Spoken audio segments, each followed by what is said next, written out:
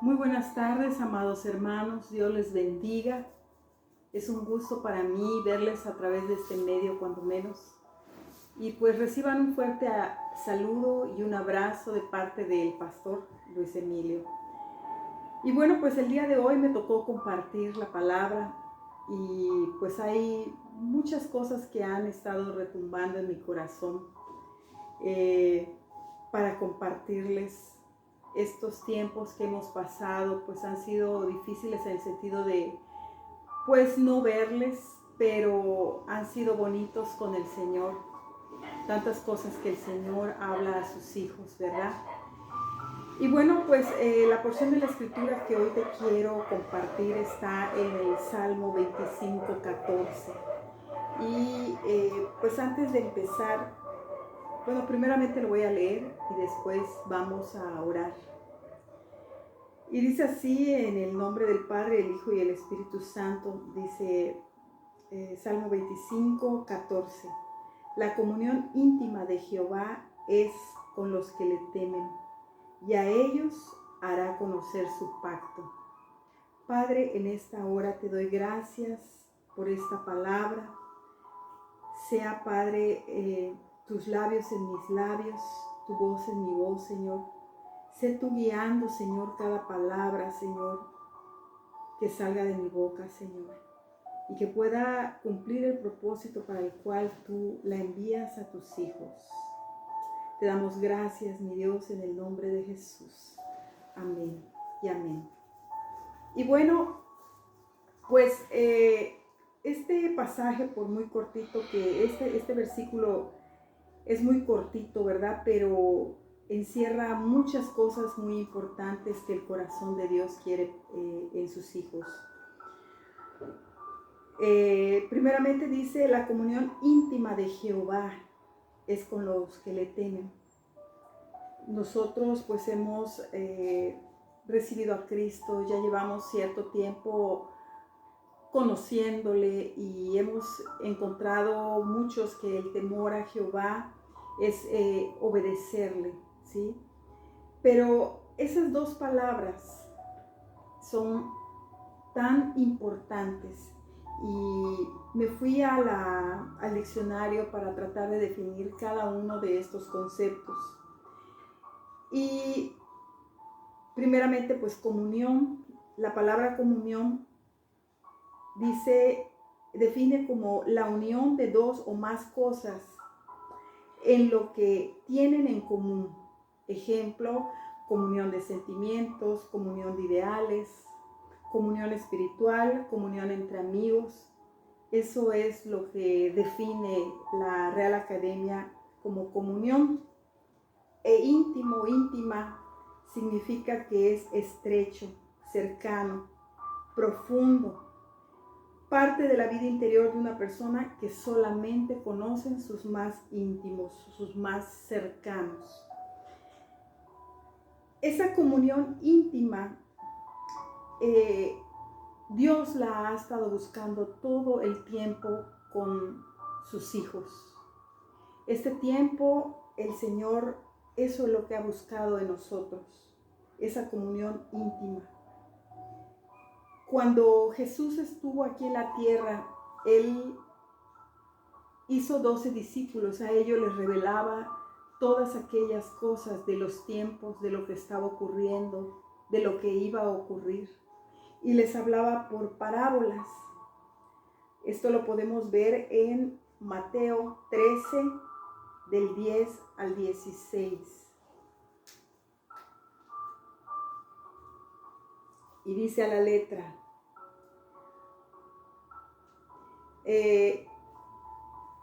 propósito de las parábolas tiene este subtítulo, dice, entonces acercándose los discípulos le dijeron, ¿por qué les hablas por parábolas?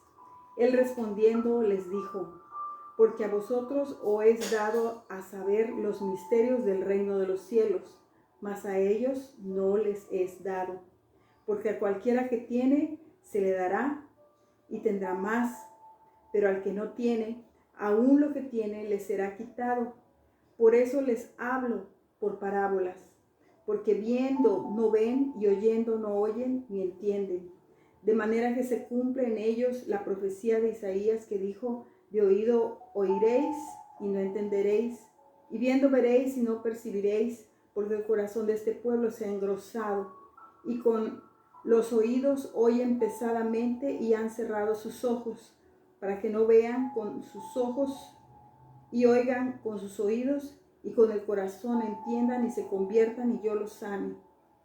Pero bienaventurados vuestros ojos porque ven y vuestros oídos porque oyen. Porque de cierto os digo que muchos profetas y justos desearon ver lo que veis y no lo vieron, y oír lo que oís y no lo oyeron. Aquí podemos ver que Jesús les hablaba de cosas algo que me llama la atención, dice, porque el corazón de este pueblo se ha engrosado. Dicho de otra manera, se ha endurecido. La dureza de corazón no nos permite oír la voz de Dios. Jesús les hablaba a los discípulos de muchas cosas de su reino. Les hablaba y les explicaba muchas cosas de su reino. Habían parábolas en las que tenían que estar sensibles, con un corazón humilde para poder entender. Vemos como, por ejemplo, cuando Jesús hablaba voy a poner algunos ejemplos, ¿no? Ustedes recuerdan, por ejemplo, cuando Jesús habló del grano de mostaza. Siempre decía, el reino se compara a. Siempre hablaba de lo que iba a ocurrir con él, de una u otra manera. Y a veces lo decía como entre líneas. Hay una porción en donde habla del grano de mostaza. Esto todo el mundo lo entiende. Y siempre lo comparamos a la fe. Que el grano de mostaza es precisamente, es una semillita, así como puede ser creer un poco en él, y que eso se puede multiplicar y se hace un árbol muy grande, y así es el reino de Dios. Pero después habla, inmediatamente después de esa parábola, Jesús habla de otra parábola, y dice parábola de la levadura. Eso está en Lucas 13, 20 al 21. Y volvió a decir, ¿a qué compararé el reino de Dios? Y dijo, es semejante a la levadura que una mujer tomó y escondió en 3 medidas de harina, hasta que todo hubo fermentado. Recuerdo que cuando estaba preparando esta predicación, yo le decía, bueno, entiendo el grano de mostaza, la parábola anterior, pero ¿a qué te refieres con esto? ¿Por qué dice, es semejante a la levadura que una mujer tomó y escondió, dice 3 medidas de harina? Y bueno, para los que sepan de repostería, saben que no es necesario usar 3 medidas de harina para hacer que todo fermente. Con una porción de harina y un poco de levadura uno puede hacer que fermente, pero él mencionaba 3. Y yo le preguntaba al Señor, ¿a qué te refieres con 3 medidas de harina? Y el Señor me decía, ¿cuántos días fueron los que pasaron después de la muerte de Jesús? 3. A eso se refiere. Y después, esa fue una porción, una perla que el Señor me regaló. Y después me regaló otra en las bodas de Caná. Todos conocemos esa parábola, ¿verdad? Conocemos cómo el Señor convierte el agua en vino. Pero me llama mucho la atención lo que le dice a su madre cuando le dice ella que ya no había vino. Y él le pregunta en el versículo de Juan 2:4, ¿qué tienes conmigo, mujer? Aún no ha venido mi hora. Y entonces yo decía, bueno, ¿por qué? O sea, ¿qué tiene que ver esa pregunta con el hacer vino? Y el Señor me mostraba, me llevó al pasaje de la mujer samaritana, en ese diálogo en el cual estaban hablando. Y Él le dice que si bebieras del agua que yo te daré, no tendrás más sed. Se refería a Él. Cuando Él estuvo en esta tierra, Él era agua. Por eso decía, beban de esta agua. Pero Él, después de su muerte, fue hecho, o sea, vino, o sea, su sangre, esa sangre preciosa que nos lavó, es lo que fue el nuevo pacto. Cuando Jesús estaba en la cena con sus discípulos, en la última cena, les dice, beban de este vino. Primero les dice del pan, luego del vino, que es mi sangre, que por ustedes ha sido entregada. Y ahí es donde yo pude entender lo que significaba el agua de esas tinajas que fueron llenadas y que luego se convirtieron en vino. Y el por qué Jesús le responde a su madre de esa manera y le dice, aún no ha llegado mi hora. Él estaba hablando de ese tiempo en el cual él iba a pasar de muerte a vida. Y esos son los secretos que el Señor habla a sus hijos, ¿no? Podemos ver que Él tenía 12 discípulos, pero habían 3 que eran más cercanos. Pedro, Juan y Jacobo. Juan y Jacobo eran hermanos, hijos de Zebedeo, y socios en la pesca de Pedro. Pero de alguna manera los 3 siempre andaban juntos y siempre buscaban más a Jesús. Jesús los tuvo como más cercanos, más íntimos, no porque ellos fueran más especiales, sino porque ellos buscaban más a Jesús. Siendo, 12, habían esos 3 que lo buscaban más intensamente. Y podemos ver cómo Él respondió a esa cercanía que ellos buscaban, a esa intimidad que ellos buscaban, revelándoles las cosas más profundas. A ellos 3 los hizo partícipes de la transfiguración. Y eso está en Marcos 9:2, en Lucas 9:28 al 29. También en la resurrección de la hija de Jairo, no dejó que nadie entrara más que Pedro, Juan y Jacobo. Y cuando iba a ser entregado, ahí en el huerto de Getsemaní, Él les dijo, les manifestó todo lo que Él sentía, porque los consideraba sus íntimos, sus amigos, como Él quiere que tú seas de Él.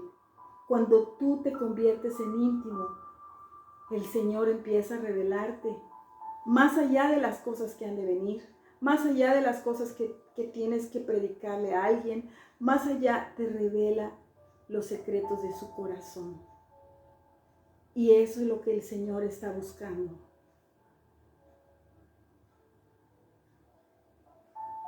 Los tiempos están yéndose rápido, muy rápido. Tenemos en esta pandemia todo el tiempo del mundo. Hay quienes han aprovechado el tiempo buscándole, quizá oran más. Otros han aprovechado el tiempo para hacer cosas que habían dejado de hacer, quizás arreglar algún aparato en su casa, arreglar su casa, pintar su casa, algún mueble, costurar, qué sé yo, muchas cosas puede uno entretenerse haciendo en casa, dejándola hermosa. Pero lo más importante en este tiempo es buscar tener esa comunión, esa intimidad con papá. No solamente en el punto en el que sintamos el gozo de su salvación, sino al punto en el que podamos escuchar su voz, en el que Él pueda decir: amado mío, ven, que quiero platicar contigo. Es importante que este tiempo que estamos en casa, lo invirtamos en buscarle de todo nuestro corazón, porque el Señor está hablando.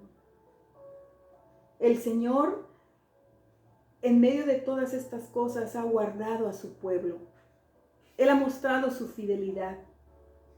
Y gloria a Dios por todo lo que nos ha dado. Tenemos muchos testimonios. Yo sé que cuando nos reunamos, muchos vamos a testificar del poder de Dios, de lo que Él ha hecho en este tiempo, de cómo se ha manifestado, de cómo ha suplido cada una de nuestras necesidades, aún las más mínimas.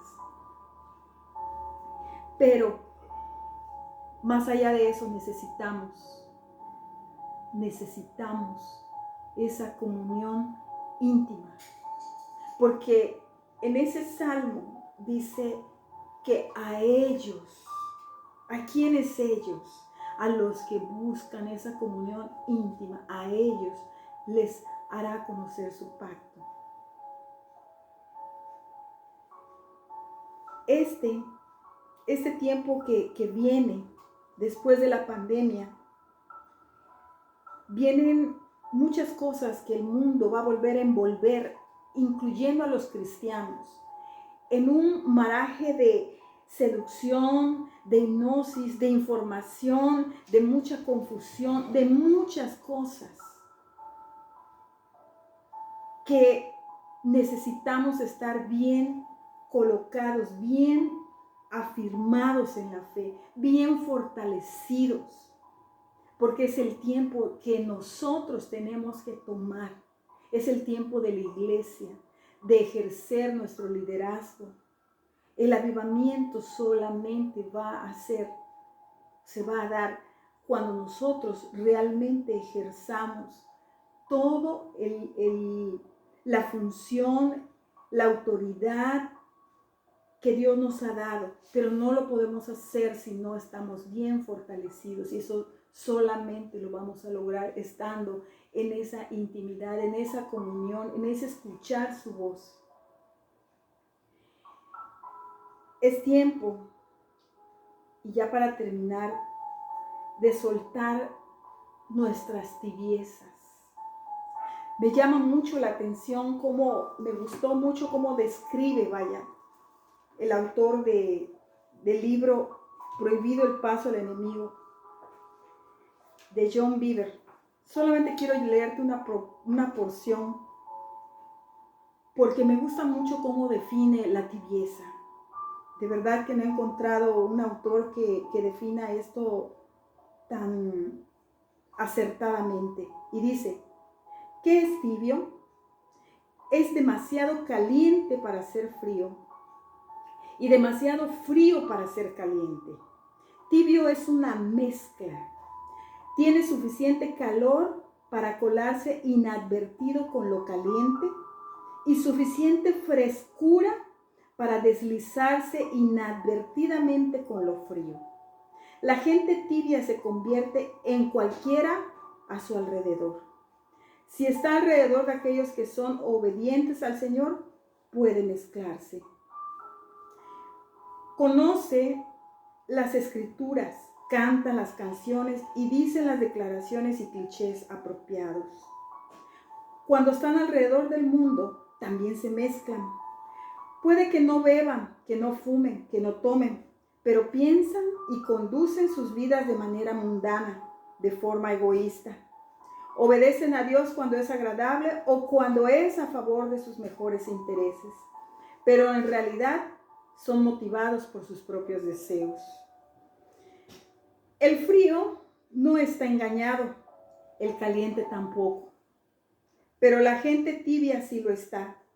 Piensa que su condición es algo diferente de lo que es. Esta es la razón por la que el juicio de Dios podría ser peor para ellos que para un pecador total. El pecador sabe que no está sirviendo a Dios. La gente tibia piensa que le sirve. Es tiempo, amado pueblo, de soltar la tibieza, de soltar aquello que nos distrae, que nos desenfoca, que nos da para abajo, que nos mantiene fuera del fuego o de la voluntad de Dios. Es tiempo de alinearnos, de perfilarnos a lo que Él quiere, para no dejarnos engañar por todas las cosas que están por venir, que son más fuertes.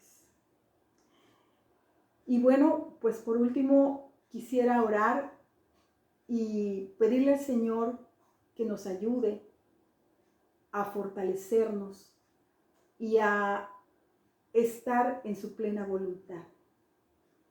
Amado Dios, en esta hora, yo te doy gracias por este tiempo, por esta palabra. Te ruego, Padre, que en cada uno de los corazones, Señor, pueda cumplir el propósito, Señor, que tú tienes para ellos. Bendigo a cada uno de mis hermanos, Señor, y seas tú, Señor, clarificando y escudriñando, Señor, los corazones, Señor, vivificándonos, avivándonos, Señor. Y sobre todo, Padre, quitando todas las vendas que el enemigo pueda poner, Señor, en ellos. Te bendecimos en el nombre de Jesús, Señor. Te damos gloria. Aleluya. Amén y amén. Que tengan una bendecida tarde. Les amamos y les mandamos un fuerte abrazo. Bendiciones.